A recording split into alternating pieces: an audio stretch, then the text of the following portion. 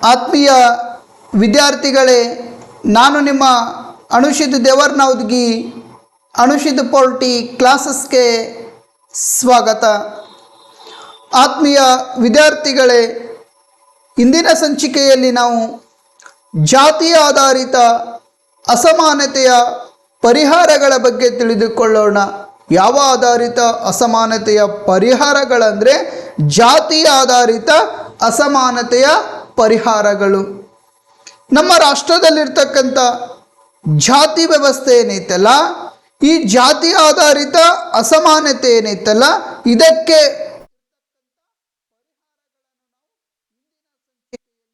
ತಿಳಿದುಕೊಳ್ಳೋಣ.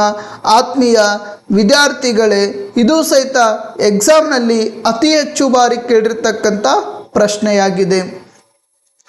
ಜಾತಿ ಆಧಾರಿತ ಅಸಮಾನತೆಯ ಪರಿಹಾರಗಳನ್ನು ತಿಳಿಸಿ ಅಂತ ಅವಾಗವಾಗ ಎಕ್ಸಾಮ್ನಲ್ಲಿ ಕೇಳುವಂಥ ಪ್ರಶ್ನೆ.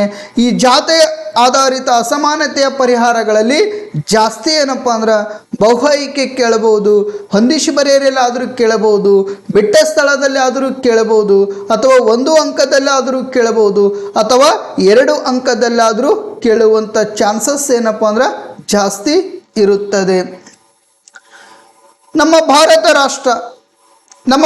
ರಾಷ್ಟ್ರದಲ್ಲಿರ್ತಕ್ಕಂಥ ಜಾತಿಯ ಆಧಾರಿತ ಅಸಮಾನತೆಯನ್ನು ನಿರ್ಮೂಲನೆ ಮಾಡಲುಗೋಸ್ಕರ ನಮ್ಮ ಭಾರತ ಸಂವಿಧಾನದ ರಚನಾಕಾರರು ಕೆಲವೊಂದಿಷ್ಟು ಸಂವಿಧಾನಾತ್ಮಕ ಅವಕಾಶಗಳನ್ನು ಒದಗಿಸಿಕೊಡಲಾಗಿದೆ. ನಮ್ಮ ರಾಷ್ಟ್ರದಲ್ಲಿರ್ತಕ್ಕಂಥ ಜಾತಿ ಆಧಾರಿತ ಅಸಮಾನತೆ ಏನೈತಲ್ಲ, ಈ ಜಾತಿ ಆಧಾರಿತ ಅಸಮಾನತೆಯನ್ನು ನಿರ್ಮೂಲನೆ ಮಾಡಲುಗೋಸ್ಕರ ನಮ್ಮ ಸಂವಿಧಾನದ ರಚನಾಕಾರರೇನಿದಾರಲ್ಲ, ಸಂವಿಧಾನದಲ್ಲಿ ಕೆಲವೊಂದಿಷ್ಟು ಸಂವಿಧಾನಾತ್ಮಕ ಅವಕಾಶಗಳನ್ನು ಒದಗಿಸಿಕೊಡಲಾಗಿದೆ. ನಮ್ಮ ರಾಷ್ಟ್ರದಲ್ಲಿರ್ತಕ್ಕಂಥ ಬಹುದಿನಗಳ ಕಾಲದಿಂದಲೂ ಶೋಷಣೆಗೆ ಒಳಪಟ್ಟಿರ್ತಕ್ಕಂಥ ಸಮುದಾಯಗಳಲ್ಲಿ ಇವತ್ತು ಪರಿಶಿಷ್ಟ ಜಾತಿ ಸಮುದಾಯ ಆಗಿರಬಹುದು, ನೆಕ್ಸ್ಟ್ ಪರಿಶಿಷ್ಟ ಪಂಗಡ ಸಮುದಾಯಗಳಾಗಿರಬಹುದು. ಅಷ್ಟೇ ಅಲ್ಲದೆ ಸ್ನೇಹಿತರೆ, ಹಿಂದುಳಿದ ವರ್ಗದ ಜನರನ್ನು ಸಹಿತ ಸಮಾಜದ ಮುಖ್ಯವಾಹಿನಿಗೆ ತರಲುಗೋಸ್ಕರ ನಮ್ಮ ಸಂವಿಧಾನದ ರಚನಾಕಾರರು ನಮ್ಮ ಭಾರತ ಸಂವಿಧಾನದಲ್ಲಿ ಸ್ಥಾನಮಾನಗಳನ್ನು ಒದಗಿಸಿಕೊಟ್ಟಿದ್ದಾರೆ. ಯಾವ ಯಾವ ಭಾಗಗಳಲ್ಲಿ ಸಂವಿಧಾನಾತ್ಮಕ ಸ್ಥಾನಮಾನವನ್ನು ಒದಗಿಸಿಕೊಡಲಾಗಿದೆ ಅಂತ ನೋಡುವುದಾದರೆ, ಭಾರತ ಸಂವಿಧಾನದ ಭಾಗ 3 ಏನೈತಲ್ಲ, ಈ ಭಾಗ 3ರಲ್ಲಿ ಸಂವಿಧಾನಾತ್ಮಕ ಸ್ಥಾನಮಾನಗಳನ್ನು ಒದಗಿಸಿಕೊಡಲಾಗಿದೆ. ಅಷ್ಟೇ ಅಲ್ಲದೆ ಸ್ನೇಹಿತರೆ, ಭಾರತ ಸಂವಿಧಾನದ ಭಾಗ 4 ಏನೈತಲ್ಲ, ಈ ಭಾಗ 4ರಲ್ಲಿ ಸಹಿತ ಕೊಡಲಾಗಿದೆ.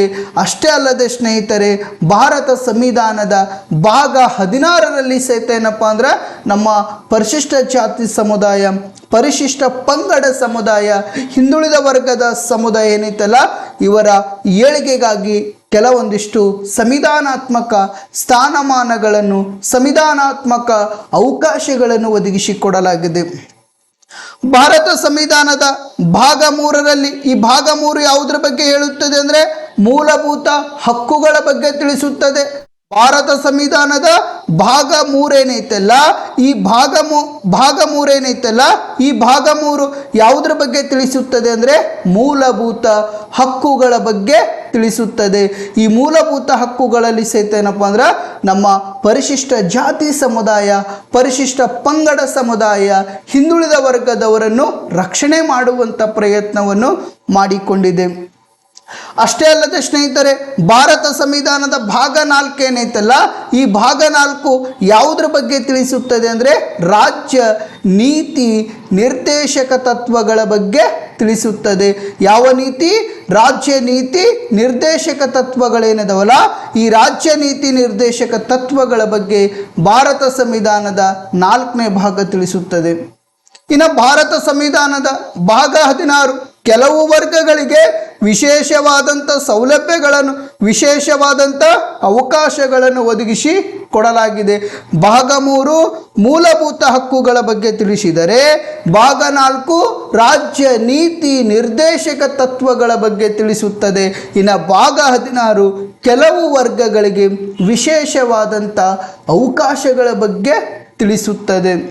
ಇವತ್ತು ಪರಿಶಿಷ್ಟ ಜಾತಿ ಆಗಿರಬಹುದು, ಪರಿಶಿಷ್ಟ ಪಂಗಡ ಆಗಿರಬಹುದು, ಹಿಂದುಳಿದ ವರ್ಗದವರಾಗಿರಬಹುದು, ಸಮುದಾಯಗಳಾಗಿರಬಹುದು, ಈ ಸಮುದಾಯಗಳಿಗೆ ಕೆಲವೊಂದಿಷ್ಟು ವಿಶೇಷವಾದಂಥ ಅವಕಾಶಗಳನ್ನು ಒದಗಿಸಿಕೊಡಲಾಗಿದೆ.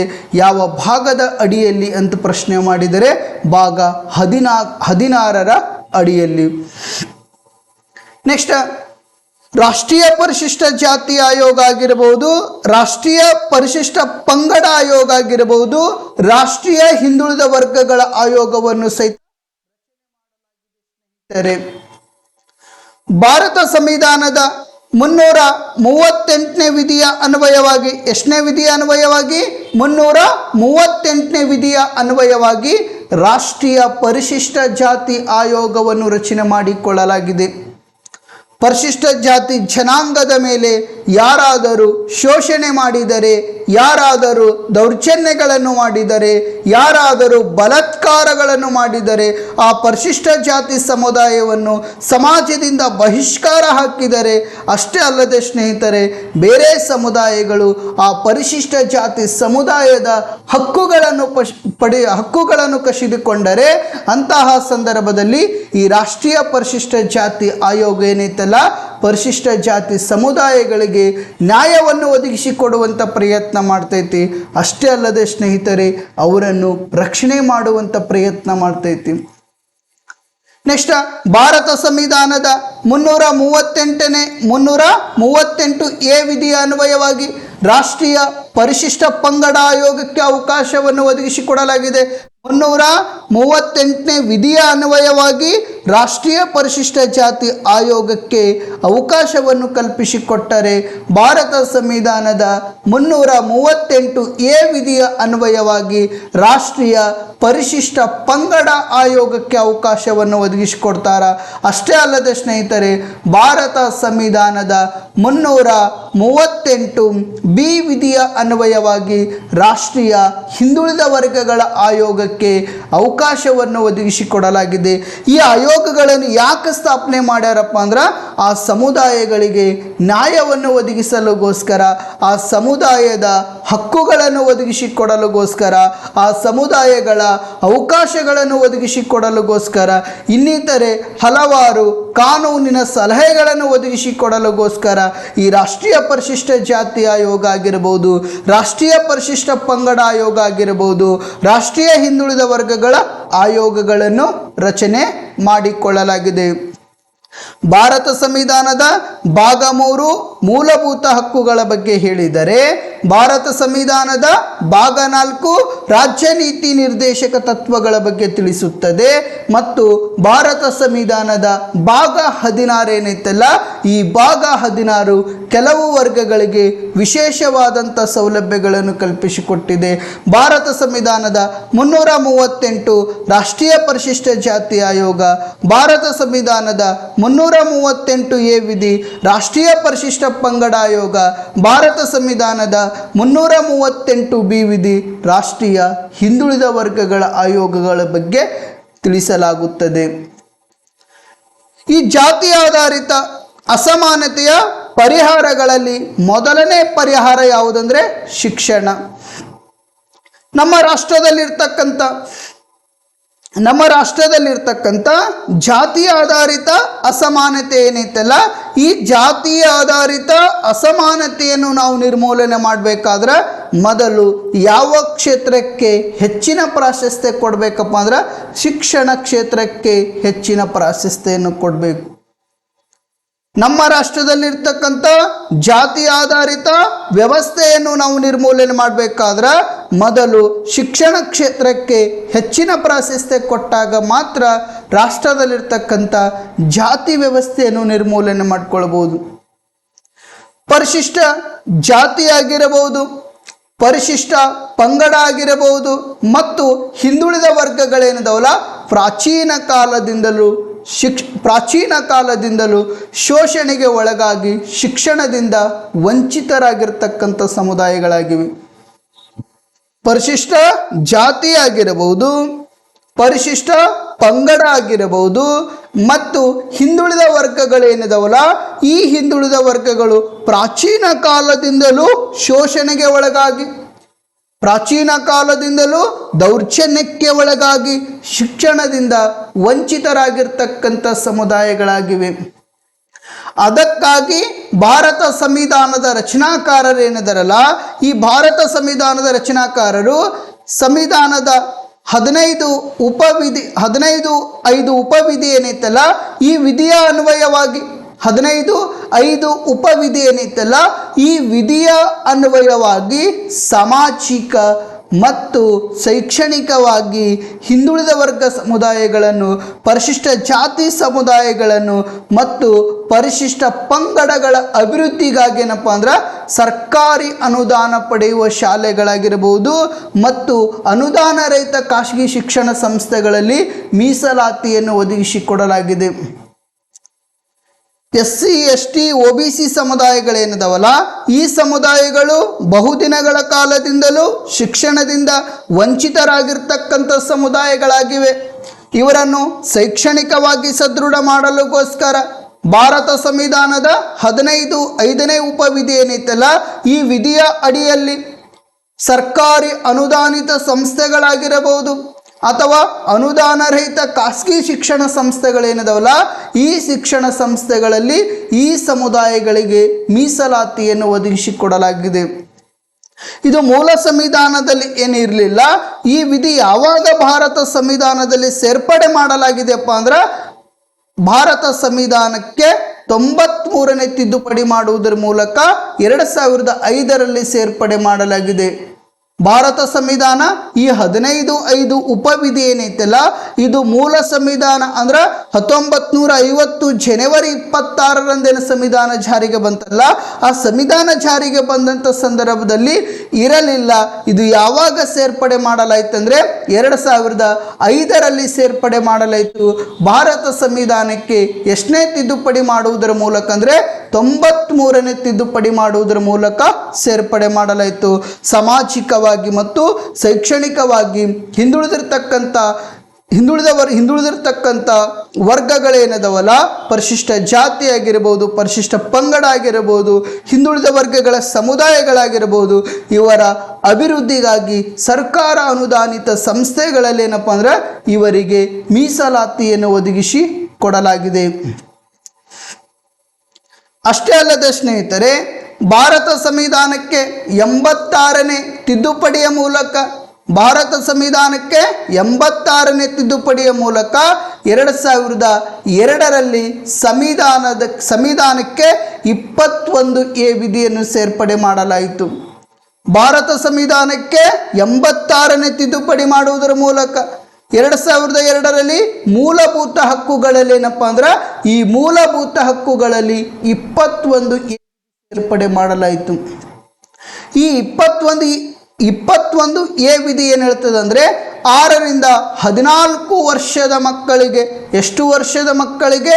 6ರಿಂದ 14 ವರ್ಷದ ಮಕ್ಕಳಿಗೆ ಉಚಿತ ಮತ್ತು ಕಡ್ಡಾಯ ಶಿಕ್ಷಣಕ್ಕೆ ಅವಕಾಶವನ್ನು ಕಲ್ಪಿಸಿಕೊಡಲಾಗಿದೆ. 6ರಿಂದ 14 ವರ್ಷದ ಮಕ್ಕಳೇನದವಲ್ಲ, ಈ 6ರಿಂದ 14 ವರ್ಷದ ಮಕ್ಕಳಿಗೆ ಉಚಿತ ಮತ್ತು ಕಡ್ಡಾಯ ಶಿಕ್ಷಣಕ್ಕೆ ಅವಕಾಶವನ್ನು ಒದಗಿಸಿಕೊಡಲಾಗಿದೆ. ಯಾವ ವಿಧಿಯ ಅಡಿಯಲ್ಲಿ ಒದಗಿಸಿಕೊಡಲಾಗಿದೆಪ್ಪ ಅಂದ್ರೆ ಭಾರತ ಸಂವಿಧಾನದ 21A ವಿಧಿ ಏನೈತಲ್ಲ, ಈ 21A ವಿಧಿಯ ಅನ್ವಯವಾಗಿ ಈ 6ರಿಂದ 14 ವರ್ಷದ ಮಕ್ಕಳಿಗೆ ಉಚಿತ ಮತ್ತು ಕಡ್ಡಾಯ ಶಿಕ್ಷಣಕ್ಕೆ ಅವಕಾಶವನ್ನು ಒದಗಿಸಿಕೊಡಲಾಗಿದೆ. ಆ ಸಂದರ್ಭದಲ್ಲಿ ರಾಷ್ಟ್ರದ ಪ್ರಧಾನಮಂತ್ರಿಗಳಾಗಿ ಯಾರು ಕಾರ್ಯನಿರ್ವಹಣೆ ಮಾಡುತ್ತಿದ್ದಾರೆ ಅಂದರೆ ನಮ್ಮ ಅಟಲ್ ಬಿಹಾರಿ ವಾಜಪೇಯಿ ಅವರು.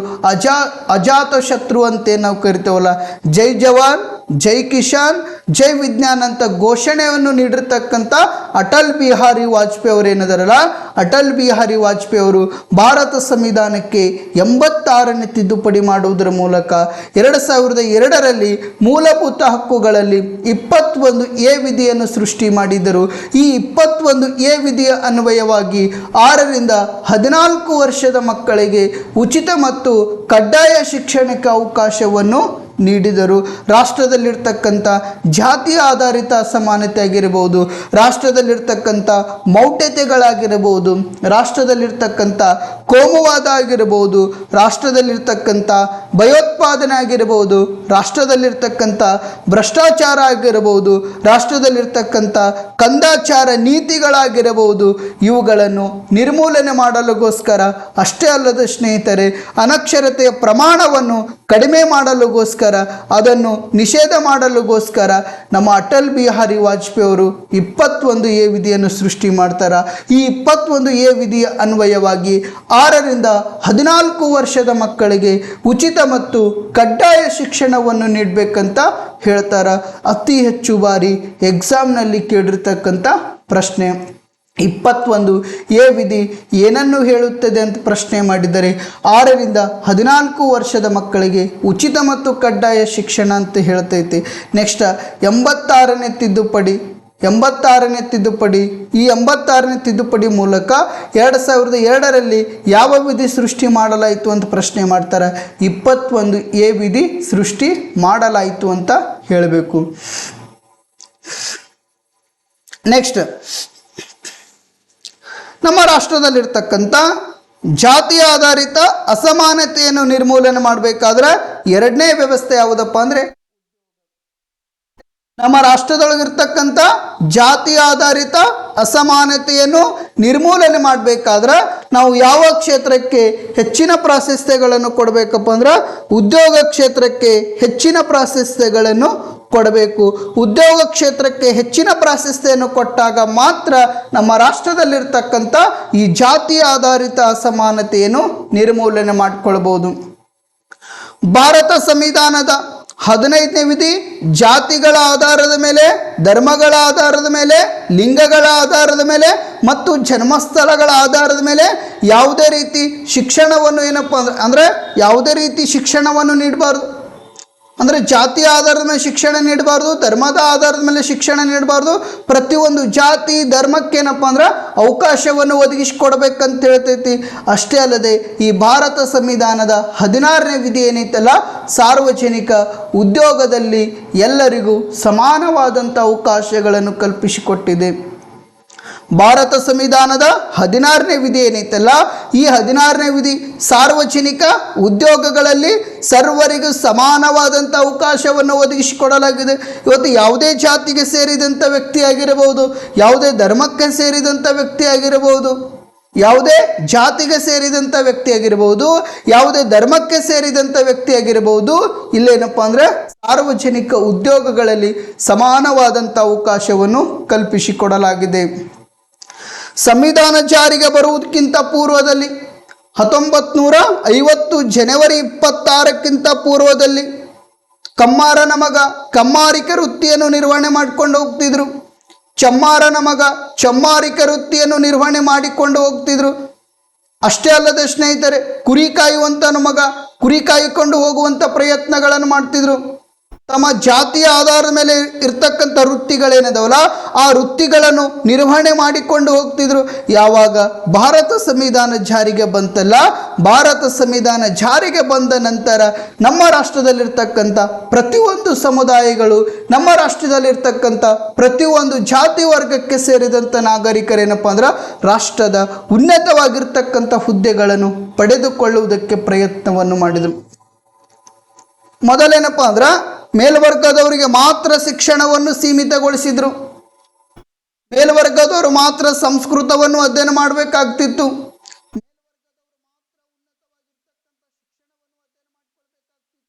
ಆದರೆ ಪ್ರಸ್ತುತ ದಿನಮಾನಗಳಲ್ಲಿ ಏನಪ್ಪ ಅಂದ್ರೆ ಎಲ್ಲರಿಗೂ ಸರ್ವರಿಗೂ ಸಹಿತ ಸಮಾನವಾದಂಥ ಅವಕಾಶಗಳನ್ನು ಕಲ್ಪಿಸಿಕೊಡಲಾಗಿದೆ.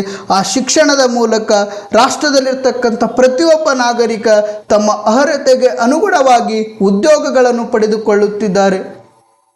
ಇವತ್ತು ದಲಿತ ಸಮುದಾಯಕ್ಕೆ ಸೇರಿದಂಥ ವ್ಯಕ್ತಿಗಳು ರಾಷ್ಟ್ರದ ಪ್ರಧಾನಮಂತ್ರಿಗಳಾಗುತ್ತಿದ್ದಾರೆ, ರಾಷ್ಟ್ರದ ರಾಷ್ಟ್ರಪತಿಗಳಾಗಿ ಕಾರ್ಯನಿರ್ವಹಣೆ ಮಾಡುತ್ತಿದ್ದಾರೆ.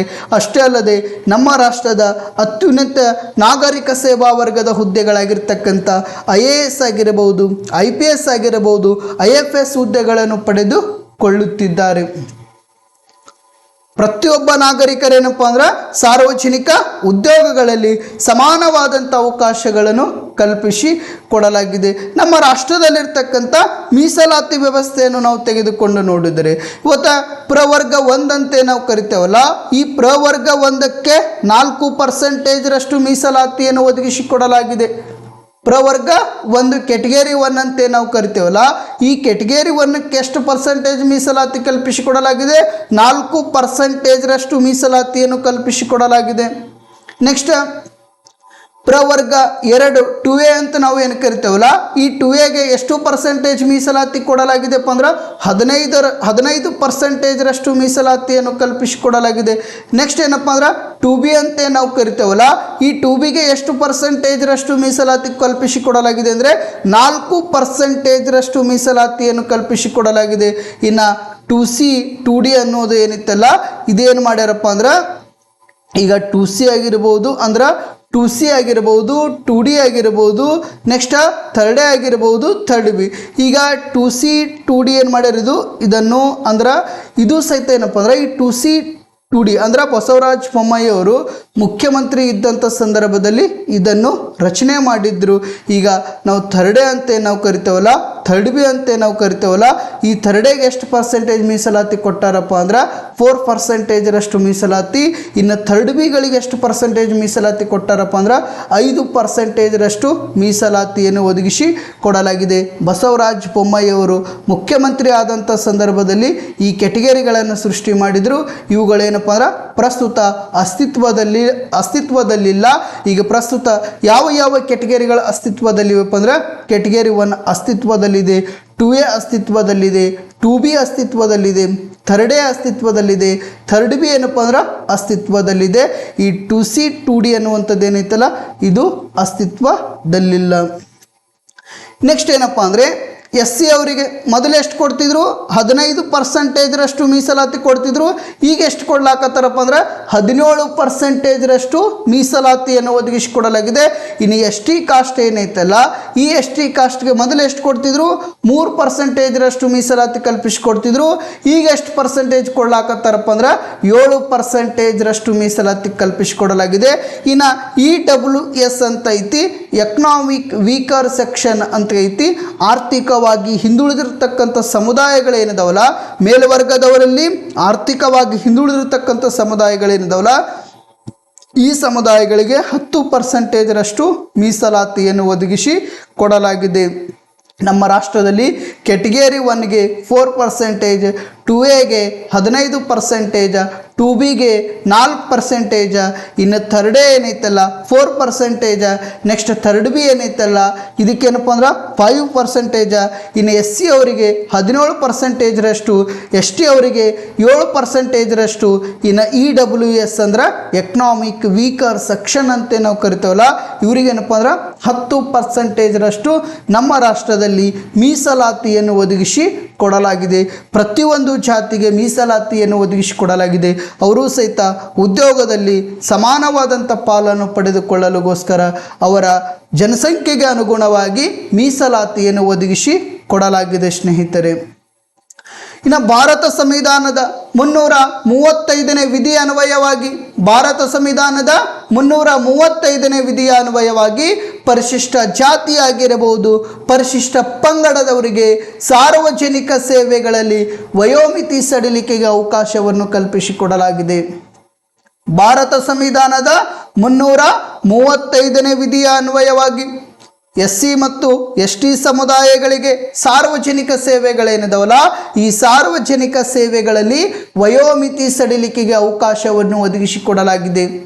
ಇವತ್ತು ಕೇಂದ್ರ ಸರ್ಕಾರ ಯಾವುದಾದರೂ ಹುದ್ದೆಗಳನ್ನು ಕರೆದಂಥ ಸಂದರ್ಭದಲ್ಲಿ ಅಥವಾ ರಾಜ್ಯ ಸರ್ಕಾರ ಯಾವುದಾದರೂ ಹುದ್ದೆಗಳನ್ನು ಕರೆದಂಥ ಸಂದರ್ಭದಲ್ಲಿ ಅಲ್ಲಿ SC ಮತ್ತು ST ಅವರಿಗೇನಪ್ಪ ಅಂದರೆ ಹೆಚ್ಚಿನ ವಯೋಮಿತಿಯನ್ನು ಅವಕಾಶವನ್ನು ಒದಗಿಸಿ ಕೊಡಲಾಗಿದೆ. ಉದಾಹರಣೆಯಾಗಿ ನಾವು ನೋಡುವುದಾದರೆ ಯಾವುದಾದರೂ ಒಂದು ಹುದ್ದೆಯನ್ನು ಕರೆದಂಥ ಸಂದರ್ಭದಲ್ಲಿ ಸಾಮಾನ್ಯ ವರ್ಗದವರಿಗೆ 30 ವರ್ಷ ಇಟ್ಟಿದ್ದಾರೆ, ಇನ್ನು OBC ವರ್ಗದವರಿಗೆ 32 ವರ್ಷ ಇಟ್ಟಿದ್ದಾರೆ, ಇನ್ನು SC ಆಗಿರಬಹುದು ST ವರ್ಗದವರಿಗೆ ಸುಮಾರು 35 ವರ್ಷಗಳವರೆಗೆ ಅವರಿಗೆ ವಯೋಮಿತಿ ಸಡಿಲಿಕೆಗೆ ಅವಕಾಶವನ್ನು ಒದಗಿಸಿ ಕೊಟ್ಟಿರುತ್ತಾರೆ. ಯಾವ ವಿಧಿಯ ಅನ್ವಯವಾಗಿ ಅಂತ ಪ್ರಶ್ನೆ ಮಾಡಿದರೆ 335ನೇ ವಿಧಿಯ ಅನ್ವಯವಾಗಿ ಅಂತ ಹೇಳಬಹುದು. ಅಷ್ಟೇ ಅಲ್ಲದೆ ಸ್ನೇಹಿತರೆ, BP ಮಂಡಲ್ ಸಮಿತಿಯ ಅನ್ವಯವಾಗಿ OBC ವರ್ಗದವರಿಗೆ 27% ಮೀಸಲಾತಿಯನ್ನು ಒದಗಿಸಿಕೊಡಲಾಗಿದೆ. ಈ BP ಮಂಡಲ ಸಮಿತಿ ರಚನೆಯಾಗಿದ್ದೆ ಅವಾಗ 1979ರಲ್ಲಿ. ಯಾವ ಸಮಿತಿ? ಈ BP ಮಂಡಲ ಸಮಿತಿ ಏನೈತಲ್ಲ, ಈ BP ಮಂಡಲ ಸಮಿತಿ ರಚನೆಯಾಗಿದ್ದೆ ಅವಾಗ 1979ರಲ್ಲಿ. ಈ BP ಮಂಡಲ ಸಮಿತಿ ವರದಿಗಳನ್ನು ಕೊಟ್ಟಿದ್ದವಾಗ 1980ರಲ್ಲಿ. ಈ BP ಮಂಡಲ ಸಮಿತಿ ತನ್ನ ವರದಿಯನ್ನು ಜಾರಿಗೆಗೊಳಿಸಿದ್ದ ಯಾವಾಗಪ್ಪ ಅಂದರೆ 1990 ಆಗಸ್ಟ್ 7ರಂದು ಜಾರಿಗೆಗೊಳಿಸಲಾಯಿತು.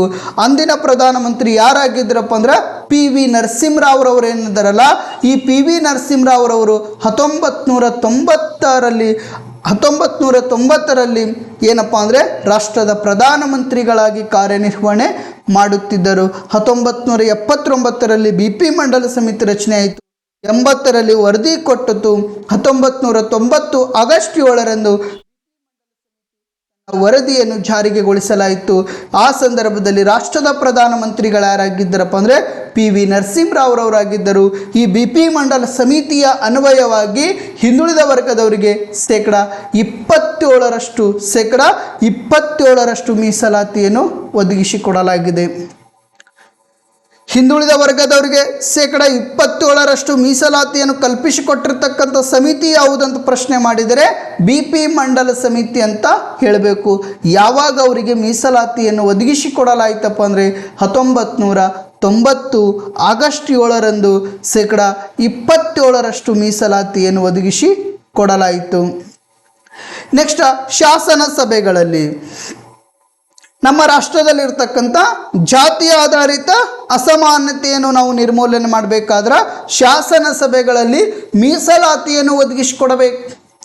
ಪರಿಶಿಷ್ಟ ಜಾತಿ ಸಮುದಾಯಗಳೇನಿದಾವಲ್ಲ, ಪರಿಶಿಷ್ಟ ಪಂಗಡ ಸಮುದಾಯಗಳೇನಿದಾವಲ್ಲ, ಬಹುದಿನಗಳ ಕಾಲದಿಂದಲೂ ಅವರು ಸಾಮಾಜಿಕವಾಗಿ ಶೋಷಣೆಗೆ ಒಳಪಟ್ಟಿದ್ದರು, ಶೈಕ್ಷಣಿಕವಾಗಿ ಶೋಷಣೆಗೆ ಒಳಪಟ್ಟಿದ್ದರು. ಅಷ್ಟೇ ಅಲ್ಲದೆ ಸ್ನೇಹಿತರೆ, ರಾಜಕೀಯವಾಗಿ ಸಹಿತ ಈ ಪರಿಶಿಷ್ಟ ಜಾತಿ, ಈ ಪರಿಶಿಷ್ಟ ಪಂಗಡದವರು ಶೋಷಣೆಗೆ ಒಳಪಡಲಾಯಿತು. ರಾಜಕೀಯವಾಗಿ ಹಿನ್ನೆಲೆಗಿರ್ತಕ್ಕಂಥ ಸಮುದಾಯಗಳು, ರಾಜಕೀಯದಿಂದ ವಂಚಿತರಾಗಿರ್ತಕ್ಕಂಥ ಸಮುದಾಯಗಳು, ರಾಜಕೀಯ ಪ್ರಜ್ಞೆಯನ್ನು ಇಲ್ಲದೆ ಇರತಕ್ಕಂಥ ಸಮುದಾಯಗಳು ಯಾವ ಸಮುದಾಯಗಳಪ್ಪ ಅಂದರೆ ಪರಿಶಿಷ್ಟ ಜಾತಿ ಮತ್ತು ಪರಿಶಿಷ್ಟ ಪಂಗಡ ಸಮುದಾಯಗಳು. ಅವುಗಳನ್ನು ರಾಜಕೀಯವಾಗಿ ಮುನ್ನೆಲೆ ತರಲುಗೋಸ್ಕರ ಪರಿಶಿಷ್ಟ ಜಾತಿ ಮತ್ತು ಪರಿಶಿಷ್ಟ ಪಂಗಡ ಸಮುದಾಯಗಳನ್ನು ರಾಜಕೀಯವಾಗಿ ಮುನ್ನೆಲೆ ತರಲುಗೋಸ್ಕರ ಭಾರತ ಸಂವಿಧಾನದ 330ನೇ ವಿಧಿಯ ಅನ್ವಯವಾಗಿ ಲೋಕಸಭೆಯಲ್ಲಿ ಮೀಸಲಾತಿಯನ್ನು ನೀಡಲಾಗಿದೆ. ಪರಿಶಿಷ್ಟ ಜಾತಿ ಸಮುದಾಯಗಳು ಬಹುದಿನಗಳ ಕಾಲದಿಂದಲೂ ರಾಜಕೀಯದಿಂದ ವಂಚಿತರಾಗಿದ್ದರಲ್ಲ, ರಾಜಕೀಯ ಕ್ಷೇತ್ರಗಳಲ್ಲಿ ಕೆಲವೊಂದಿಷ್ಟು ಶೋಷಣೆಗೆ ಒಳಗಾಗಿದ್ದರಲ್ಲ, ಅವುಗಳಿಂದ ಮುಕ್ತಿ ಹೊಂದಲುಗೋಸ್ಕರ ಅವರನ್ನು ರಾಜಕೀಯವಾಗಿ ಸದೃಢ ಮಾಡಲುಗೋಸ್ಕರ ಭಾರತ ಸಂವಿಧಾನದ 330ನೇ ವಿಧಿಯ ಅನ್ವಯವಾಗಿ ಪರಿಶಿಷ್ಟ ಜಾತಿ ಸಮುದಾಯ, ಪರಿಶಿಷ್ಟ ಪಂಗಡ ಸಮುದಾಯಗಳೇನಿದಾವಲ್ಲ, ಈ ಸಮುದಾಯಗಳಿಗೆ ಲೋಕಸಭೆಯಲ್ಲಿ ಮೀಸಲಾತಿಯನ್ನು ಕಲ್ಪಿಸಿಕೊಡಲಾಗಿದೆ. ನಮ್ಮ ಲೋಕಸಭೆಯ ಕ್ಷೇತ್ರಗಳು ಪ್ರಸ್ತುತ ಎಷ್ಟದಾವ? 543 ಲೋಕಸಭಾ ಕ್ಷೇತ್ರಗಳದಾವ. ಭಾರತ ರಾಷ್ಟ್ರದಲ್ಲಿ ಪ್ರಸ್ತುತ ನಾವು ಕಿರಿಯರ ಸದನ ಅಂತ ನಾವು ಕರಿತೇವಲ್ಲ, ಕಿರಿಯರ ಸದನ ಅಥವಾ ಜನಪ್ರತಿನಿಧಿ ಸದನ ಅಂತ ನಾವು ಕರಿತೇವಲ್ಲ, ಈ ಜನಪ್ರತಿನಿಧಿ ಸದನ ಪ್ರಸ್ತುತ ಎಷ್ಟು ಕ್ಷೇತ್ರಗಳನ್ನು ಒಳಗೊಂಡಿದೆ? 543 ಕ್ಷೇತ್ರಗಳನ್ನು ಒಳಗೊಂಡಿದೆ. ಈ 543 ಕ್ಷೇತ್ರಗಳಲ್ಲಿ SC ಅವರಿಗೆ ಎಷ್ಟು ಸ್ಥಾನಗಳನ್ನು ಒದಗಿಸಿಕೊಡಲಾಗಿದೆಪ್ಪ ಅಂದ್ರೆ 84 ಸ್ಥಾನಗಳನ್ನು ಒದಗಿಸಿಕೊಡಲಾಗಿದೆ. ಇನ್ನು ST ಸಮುದಾಯಗಳಿಗೆ ಎಷ್ಟು ಸ್ಥಾನಗಳನ್ನು ಒದಗಿಸಿಕೊಡಲಾಗಿದೆ ಅಂದರೆ 47 ಸ್ಥಾನಗಳನ್ನು ಒದಗಿಸಿಕೊಡಲಾಗಿದೆ. ಪರಿಶಿಷ್ಟ ಜಾತಿ ಮತ್ತು ಪರಿಶಿಷ್ಟ ಪಂಗಡ ಸಮುದಾಯಗಳು ರಾಜಕೀಯವಾಗಿ ಮುನ್ನೆಲೆ ಬರಲುಗೋಸ್ಕರ ಈ 543 ಲೋಕಸಭಾ ಕ್ಷೇತ್ರಗಳಲ್ಲಿ SC ಅವರಿಗೆ 84 ಸ್ಥಾನಗಳು, ST ಅವರಿಗೆ 47 ಸ್ಥಾನಗಳನ್ನು ಒದಗಿಸಿಕೊಡಲಾಗಿದೆ. ನಮ್ಮ ಕರ್ನಾಟಕದ ಲೋಕಸಭಾ ಕ್ಷೇತ್ರಗಳ ಸಂಖ್ಯೆ ಎಷ್ಟೈತಿ? 28 ಐತಿ. ಈ ಕರ್ನಾಟಕದ ಲೋಕಸಭಾ ಕ್ಷೇತ್ರಗಳ ಸಂಖ್ಯೆಯಲ್ಲಿ SC ಅವರಿಗೆ ಎಷ್ಟು ಕೊಟ್ಟಾರಪ್ಪ ಅಂದ್ರೆ 5 ಕ್ಷೇತ್ರಗಳು, ಇನ್ನು ST ಅವರಿಗೆ ಎಷ್ಟು ಕೊಟ್ಟಾರಪ್ಪ ಅಂದ್ರೆ 2 ಕ್ಷೇತ್ರಗಳು ಮೀಸಲಾತಿಯನ್ನು ಒದಗಿಸಿ ಕೊಡಲಾಗಿದೆ. ಅಷ್ಟೇ ಅಲ್ಲದೆ ಸ್ನೇಹಿತರೆ, ಭಾರತ ಸಂವಿಧಾನದ 332ನೇ ವಿಧಿಯ ಅನ್ವಯವಾಗಿ ಪರಿಶಿಷ್ಟ ಜಾತಿ ಮತ್ತು ಪರಿಶಿಷ್ಟ ಪಂಗಡ ಸಮುದಾಯಗಳಿಗೆ ರಾಜ್ಯ ಶಾಸಕಾಂಗದಲ್ಲಿ ಸಹಿತ ಮೀಸಲಾತಿಯನ್ನು ಒದಗಿಸಿಕೊಡಲಾಗಿದೆ.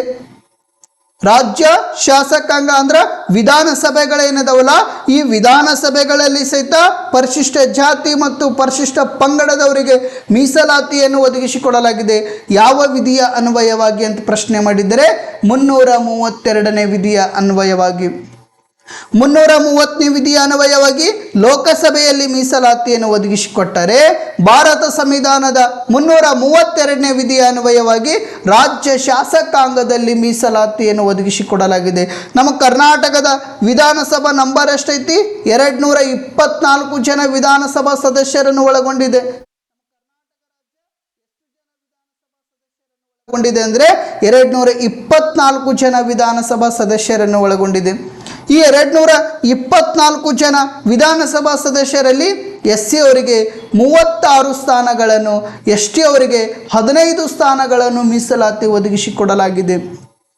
224ರಲ್ಲಿ SC ಅವರಿಗೆ 36 ಸ್ಥಾನಗಳನ್ನು, ಅಂದ್ರೆ ಈ ಪರಿಶಿಷ್ಟ ಜಾತಿ ಸಮುದಾಯ ಏನಿತ್ತಲ್ಲ, ಈ ಪರಿಶಿಷ್ಟ ಜಾತಿ ಸಮುದಾಯಕ್ಕೆ 36 ಸ್ಥಾನಗಳನ್ನು ಮೀಸಲಾತಿ ಕಲ್ಪಿಸಿಕೊಡಲಾಗಿದೆ.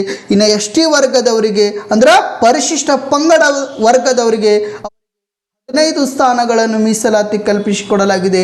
ಯಾವ ವಿಧಿಯ ಅನ್ವಯವಾಗಿ ಅಂತ ಪ್ರಶ್ನೆ ಮಾಡಿದರೆ 332ನೇ ವಿಧಿಯ ಅನ್ವಯವಾಗಿ ಈ ಮೀಸಲಾತಿಯನ್ನು ಒದಗಿಸಿಕೊಡಲಾಗಿದೆ.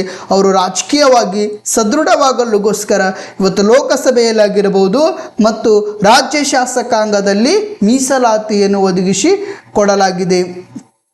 ಇನ್ನು 4ನೇ ಅಂಶ ಯಾವುದಂದ್ರೆ ಸ್ಥಳೀಯ ಸಂಸ್ಥೆಗಳಲ್ಲಿ, ನಾವು ಶಾಸನ ಸಭೆಗಳಲ್ಲಿ ನೋಡಿಕೊಂಡು ಮತ್ತೇನಪ್ಪ ಅಂದ್ರೆ ಸ್ಥಳೀಯ ಸಂಸ್ಥೆಗಳಲ್ಲಿ ಜಾತಿ ಆಧಾರಿತ ವ್ಯವಸ್ಥೆಯನ್ನು ನಾವು ನಿರ್ಮೂಲನೆ ಮಾಡ್ಕೊಳ್ಬೇಕಾದ್ರೆ ಶಿಕ್ಷಣಕ್ಕೆ ಯಾವ ರೀತಿ ಪ್ರಾಶಸ್ತ್ಯ ಕೊಡ್ತೇವಲ್ಲ, ಉದ್ಯೋಗಕ್ಕೆ ಯಾವ ರೀತಿ ಪ್ರಾಶಸ್ತ್ಯಗಳನ್ನು ಕೊಡ್ತೇವಲ್ಲ, ಶಾಸನ ಸಭೆಗಳಲ್ಲಿ ಯಾವ ರೀತಿ ಪ್ರಾಶಸ್ತ್ಯಗಳನ್ನು ಕೊಡ್ತೇವಲ್ಲ, ಅಷ್ಟೇ ಅಲ್ಲದೆ ಸ್ನೇಹಿತರೆ ಸ್ಥಳೀಯ ಸಂಸ್ಥೆಗಳಲ್ಲಿ ಸಹಿತ ಪರಿಶಿಷ್ಟ ಪಂಗಡ ಸಮುದಾಯಗಳಿಗೆ, ನೆಕ್ಸ್ಟು ಪರಿಶಿಷ್ಟ ಜಾತಿ ಸಮುದಾಯಗಳಿಗೆ, ಅಷ್ಟೇ ಅಲ್ಲದೆ ಸ್ನೇಹಿತರೆ ನಮ್ಮ ಹಿಂದುಳಿದ ವರ್ಗದವರಿಗೆ ಮೀಸಲಾತಿಯನ್ನು ಒದಗಿಸಿಕೊಡಬೇಕು. ಆವಾಗ ಮಾತ್ರ ನಮ್ಮ ರಾಷ್ಟ್ರದಲ್ಲಿರ್ತಕ್ಕಂಥ ಜಾತಿ ಆಧಾರಿತ ಅಸಮಾನತೆ ಏನಿತ್ತಲ್ಲ, ಈ ಜಾತಿ ಆಧಾರಿತ ಅಸಮಾನತೆಯನ್ನು ನಾವು ನಿರ್ಮೂಲನೆ ಮಾಡಿಕೊಳ್ಳಬಹುದು. ಭಾರತ ಸಂವಿಧಾನದ 243D ವಿಧಿಯ ಅನ್ವಯವಾಗಿ, ಭಾರತ ಸಂವಿಧಾನದ 243D ವಿಧಿಯ ಅನ್ವಯವಾಗಿ ಸ್ಥಳೀಯ ಸರ್ಕಾರಗಳಲ್ಲಿ ಪರಿಶಿಷ್ಟ ಜಾತಿ ಸಮುದಾಯಗಳಿಗೆ, ಪರಿಶಿಷ್ಟ ಪಂಗಡ ಸಮುದಾಯಗಳಿಗೆ, ಹಿಂದುಳಿದ ವರ್ಗದವರಿಗೆ, ಅಷ್ಟೇ ಅಲ್ಲದೆ ಸ್ನೇಹಿತರೆ ಮಹಿಳೆಯರಿಗೂ ಸಹಿತ ಮೀಸಲಾತಿಯನ್ನು ಒದಗಿಸಿಕೊಡಲಾಗಿದೆ. ಭಾರತ ಸಂವಿಧಾನದ 243D ವಿಧಿಯ ಅನ್ವಯವಾಗಿ ಅಥವಾ ಭಾರತ ಸಂವಿಧಾನದ 73ನೇ ತಿದ್ದುಪಡಿಯ ಅನ್ವಯವಾಗಿ ಸ್ಥಳೀಯ ಸಂಸ್ಥೆಗಳಲ್ಲಿ ಅಂದ್ರೆ ಇವತ್ತು ಗ್ರಾಮ ಪಂಚಾಯಿತಿ ಆಗಿರ್ಬೋದು, GP ಅಂದ್ರೆ ಗ್ರಾಮ ಪಂಚಾಯಿತಿ ಆಗಿರ್ಬೋದು, ಇನ್ನು TP ಅಂದ್ರೆ ತಾಲೂಕು ಪಂಚಾಯಿತಿ ಆಗಿರ್ಬೋದು, ಇನ್ನು ZP ಅಂದ್ರೆ ಜಿಲ್ಲಾ ಪಂಚಾಯಿತಿ ಆಗಿರ್ಬೋದು, ಈ ಸ್ಥಳೀಯ ಸರ್ಕಾರಗಳಲ್ಲಿ ಅಥವಾ ಈ ಸ್ಥಳೀಯ ಸಂಸ್ಥೆಗಳಲ್ಲಿ ಏನಪ್ಪ ಅಂದ್ರೆ ಮೀಸಲಾತಿಯನ್ನು ಒದಗಿಸಿಕೊಡಲಾಗಿದೆ. ಪರಿಶಿಷ್ಟ ಜಾತಿ ಮತ್ತು ಪರಿಶಿಷ್ಟ ಪಂಗಡದವರಿಗೆ ಏನಪ್ಪ ಅಂದ್ರೆ ಅವರ ಜನಸಂಖ್ಯೆಗೆ ಅನುಗುಣವಾಗಿ ಮೀಸಲಾತಿಯನ್ನು, ಪರಿಶಿಷ್ಟ ಜಾತಿ ಮತ್ತು ಪರಿಶಿಷ್ಟ ಪಂಗಡ ಸಮುದಾಯಗಳೇನಿದಾವಲ್ಲ ಆ ಸಮುದಾಯಗಳಿಗೆ ಅವರ ಜಾತಿಗೆ ಅನುಗುಣವಾಗಿ ಮೀಸಲಾತಿಯನ್ನು ಒದಗಿಸಿಕೊಡಲಾಗಿದೆ. ಭಾರತ ಸಂವಿಧಾನದ ಎಷ್ಟನೇ ವಿಧಿಯ ಅನ್ವಯವಾಗಿ ಅಂದರೆ 243D ವಿಧಿಯ ಅನ್ವಯವಾಗಿ. ಎಷ್ಟನೇ ತಿದ್ದುಪಡಿ ಅಂತ ಪ್ರಶ್ನೆ ಮಾಡಿದರೆ 73ನೇ ತಿದ್ದುಪಡಿ ಅನ್ವಯವಾಗಿ SC ST OBC ವುಮೆನ್ ಅಂದ್ರೆ ಮಹಿಳೆಯರಿಗೆ ಏನಪ್ಪ ಅಂದ್ರೆ ನಮ್ಮ ಸ್ಥಳೀಯ ಸರ್ಕಾರಗಳಲ್ಲಿ ಮೀಸಲಾತಿಯನ್ನು ಒದಗಿಸಿ ಕೊಡಲಾಗಿದೆ.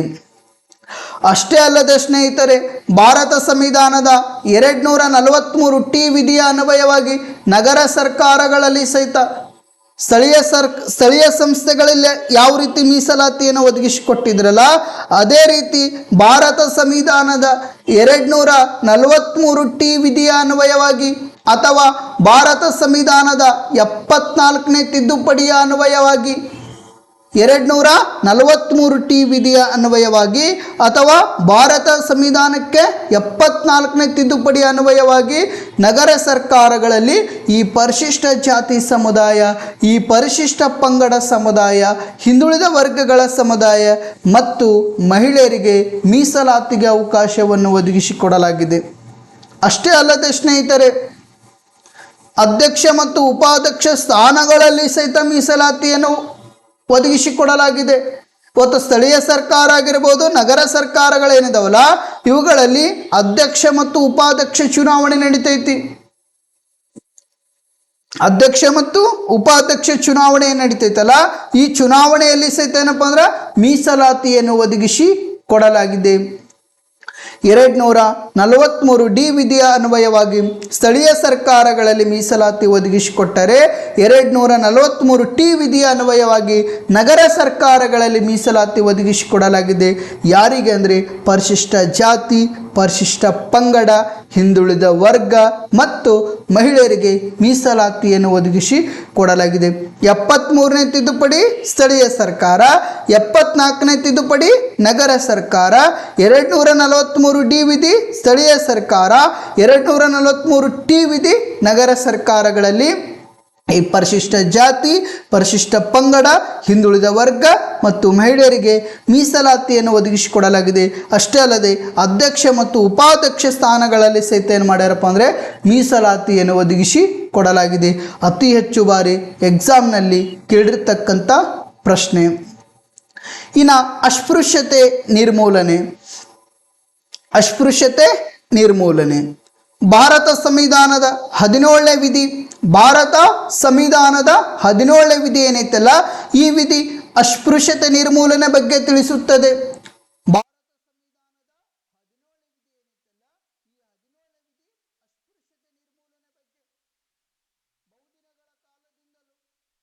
ದಲಿತ ವರ್ಗದವರಿಗೆ ಏನಪ್ಪ ಅಂದ್ರೆ ದೇವಸ್ಥಾನಗಳಿಂದ ಹೊರಗಿಡುವಂಥ ಪ್ರಯತ್ನಗಳನ್ನು ಮಾಡಿಕೊಂಡಿದ್ರು.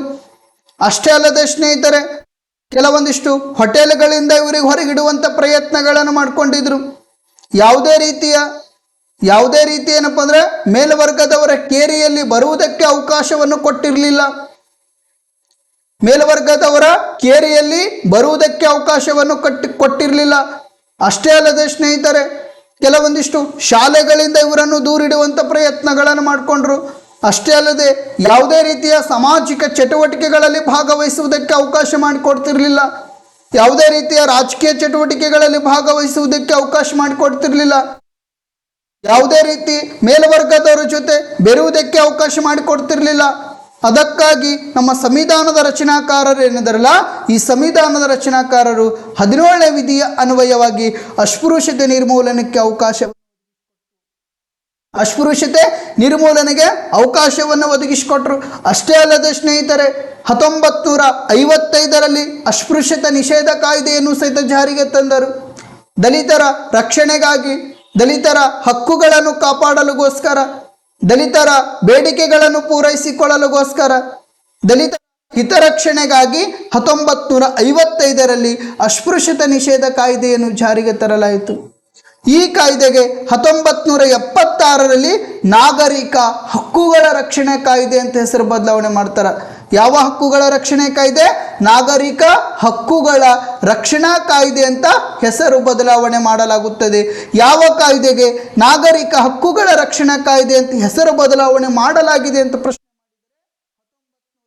55ರ ಅಸ್ಪೃಶ್ಯತೆ ನಿಷೇಧ ಕಾಯ್ದೆ ಏನೈತಲ್ಲ, ಈ ಅಸ್ಪೃಶ್ಯತೆ ನಿಷೇಧ ಕಾಯ್ದೆಗೆ 1976ರಲ್ಲಿ ನಾಗರಿಕ ಹಕ್ಕುಗಳ ರಕ್ಷಣಾ ಕಾಯ್ದೆ ಅಂತ ಹೆಸರು ಬದಲಾವಣೆ ಮಾಡ್ತಾರೆ.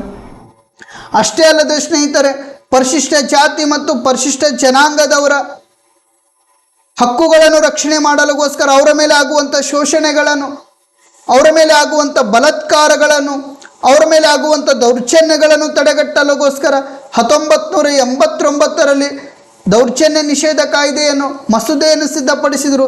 ಈ ದೌರ್ಜನ್ಯ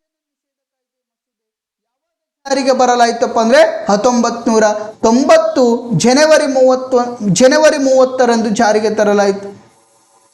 ಈ 1989ರ ದೌರ್ಜನ್ಯ ನಿಷೇಧ ಕಾಯ್ದೆ ಏನೈತಲ್ಲ, ಈ ಕಾಯ್ದೆಗೆ ನಾವು ಏನೆಂದು ಕರೆಯಲಾಗುವುದಪ್ಪ ಅಂದರೆ ದಲಿತರ ಕಾಯ್ದೆ ಎಂದು ಕರೆಯಲಾಗುವುದು. ದಲಿತರ ಮೇಲೆ ಶೋಷಣೆ ಮಾಡಿದಂಥ ಸಂದರ್ಭದಲ್ಲಿ, ದಲಿತರ ಮೇಲೆ ದೌರ್ಜನ್ಯಗಳನ್ನು ಮಾಡಿದಂಥ ಸಂದರ್ಭದಲ್ಲಿ, ದಲಿತರನ್ನು ಬಹಿಷ್ಕಾರ ಹಾಕಿದಂಥ ಸಂದರ್ಭದಲ್ಲಿ, ದಲಿತರ ಹಕ್ಕುಗಳನ್ನು ಕಸಿದುಕೊಂಡಂಥ ಸಂದರ್ಭದಲ್ಲಿ ಈ 1989ರ ದೌರ್ಜನ್ಯ ನಿಷೇಧ ಕಾಯ್ದೆಯ ಅನ್ವಯವಾಗಿ ಅವರನ್ನು ರಕ್ಷಣೆ ಮಾಡಿಕೊಳ್ಳುವಂಥ ಪ್ರಯತ್ನ ಮಾಡ್ತಾರೆ. ಅಷ್ಟೇ ಅಲ್ಲದೆ ಸ್ನೇಹಿತರೆ, ಅವರಿಗೆ ನ್ಯಾಯವನ್ನು ಒದಗಿಸುವಂಥ ಪ್ರಯತ್ನಗಳನ್ನು ಮಾಡಿಕೊಳ್ತಾರೆ. ಅದಕ್ಕಾಗಿ ಈ 1989ರ ದೌರ್ಜನ್ಯ ನಿಷೇಧ ಕಾಯ್ದೆ ಏನೈತಲ್ಲ, ಈ ಕಾಯ್ದೆಗೆ ದಲಿತ ಕಾಯ್ದೆ ಅಂತಲೂ ಕರೆಯಲಾಗುತ್ತದೆ. ಅತಿ ಹೆಚ್ಚು ಎಕ್ಸಾಮ್ನಲ್ಲಿ ಕೇಳಿರ್ತಕ್ಕಂಥ ಪ್ರಶ್ನೆ 17ನೇ ವಿಧಿ ಯಾವುದರ ಬಗ್ಗೆ ತಿಳಿಸುತ್ತದೆ ಅಂತ ಹೇಳ್ತಾರೆ? ಅಸ್ಪೃಶ್ಯತೆ ನಿರ್ಮೂಲನೆ ಅಂತ ಹೇಳಬೇಕು. ಅಸ್ಪೃಶ್ಯತೆ ನಿಷೇಧ ಕಾಯ್ದೆ ಯಾವಾಗ ಜಾರಿಗೆ ಬರಲಾಯಿತು ಅಂತ ಪ್ರಶ್ನೆ ಮಾಡ್ತಾರೆ? 1955 ಅಂತ ಹೇಳಬೇಕು. ಈ ಅಸ್ಪೃಶ್ಯತೆ ನಿಷೇಧ ಕಾಯ್ದೆಗೆ ನಾಗರಿಕ ಹಕ್ಕುಗಳ ರಕ್ಷಣಾ ಕಾಯ್ದೆ ಅಂತ ಯಾವಾಗ ಹೆಸರು ಬದಲಾವಣೆ ಮಾಡಲಾಯಿತು ಅಂತ ಪ್ರಶ್ನೆ ಮಾಡಿದರೆ 1976 ಅಂತ ಹೇಳಬೇಕು. ದೌರ್ಜನ್ಯ ನಿಷೇಧ ಕಾಯ್ದೆ ಅಂದ್ರೆ 1989ರ ದೌರ್ಜನ್ಯ ನಿಷೇಧ ಕಾಯ್ದೆ ಯಾವಾಗ ಜಾರಿಗೆ ಬರಲಾಯಿತು ಅಂತ ಪ್ರಶ್ನೆ ಮಾಡಿದರೆ 1990 ಜನವರಿ 30ರಂದು ಜಾರಿಗೆ ಬರಲಾಯಿತು. ಯಾವ ಕಾಯ್ದೆಗೆ ದಲಿತರ ಕಾಯ್ದೆ ಎಂದು ಕರೆಯಲಾಗುತ್ತದೆ ಎಂದು ಪ್ರಶ್ನೆ ಮಾಡಿದರೆ 1989 ದೌರ್ಜನ್ಯ ನಿಷೇಧ ಕಾಯ್ದೆಗೆ ದಲಿತರ ಕಾಯ್ದೆ ಅಂತಲೂ ಕರೆಯಲಾಗುತ್ತದೆ. ಆತ್ಮೀಯ ವಿದ್ಯಾರ್ಥಿಗಳೇ, ಇಲ್ಲಿಗೆ ನಾನು ಇಂದಿನ ಸಂಚಿಕೆಯನ್ನು ಮುಕ್ತಾಯಗೊಳಿಸುತ್ತಿದ್ದೇನೆ. ಇನ್ನೂ ಯಾರು ಅನುಷಿತ್ ಪಾಲಿಟಿ ಯೂಟ್ಯೂಬ್ ಕ್ಲಾಸಸ್ ಏನೈತಲ್ಲ, ಯಾರು ಸಬ್ಸ್ಕ್ರೈಬ್ ಮಾಡಿಕೊಂಡಿಲ್ಲ ಆದಷ್ಟು ಸಬ್ಸ್ಕ್ರೈಬ್ ಮಾಡಿಕೊಳ್ಳಿ. ಅಷ್ಟೇ ಅಲ್ಲದೆ ಸ್ನೇಹಿತರೆ, ತರಗತಿಯನ್ನು ವೀಕ್ಷಣೆ ಮಾಡಿದ ನಂತರ ಅದಕ್ಕೆ ಲೈಕ್ ಆಗಿರಬಹುದು, ಕಮೆಂಟ್ ಆಗಿರಬಹುದು, ಶೇರ್ ಮಾಡುವಂಥ ಪ್ರಯತ್ನಗಳನ್ನು ಮಾಡಿಕೊಳ್ಳಿ. ಇನ್ನಷ್ಟು ಏನಪ್ಪ ಅಂದ್ರೆ ನಿಮಗೆ ಅತಿ ಹೆಚ್ಚು ವಿಷಯಗಳನ್ನು ಮುಟ್ಟಿಸುವಂಥ ಪ್ರಯತ್ನವನ್ನು ಮಾಡಿಕೊಳ್ತಿದ್ದೇನೆ. ಇಲ್ಲಿಗೆ ನಾನು ಇಂದಿನ ಸಂಚಿಕೆಯನ್ನು ಮುಕ್ತಾಯಗೊಳಿಸುತ್ತೇನೆ. ಎಲ್ಲರಿಗೂ ಶುಭವಾಗಲಿ.